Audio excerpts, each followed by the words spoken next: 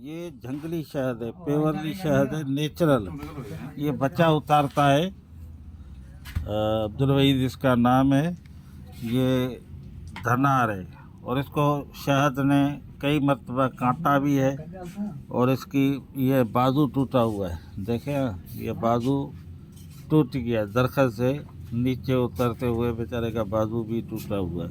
इसी बाजू से ये काम, एक बाजू से काम करता है, दूसरा बाजू इसका काम भी नहीं करता। गरीब आदमी है। ये माखी बेच के आप क्या करोगे? रोजी।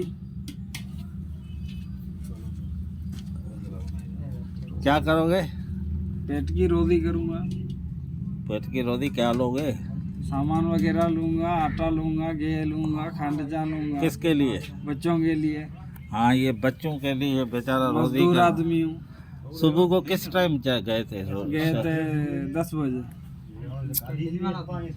अभी कितना टाइम हुआ है? शाम के 3-3:30 बजे गए, 4।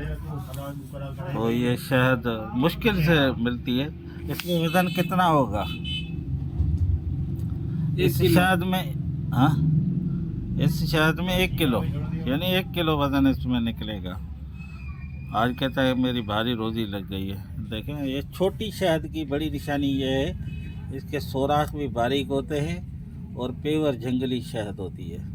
अस्सलाम वालेकुम, हकीम मोहम्मद खान निज़ामानी। मेरा व्हाट्सअप नंबर है 0300 2760725।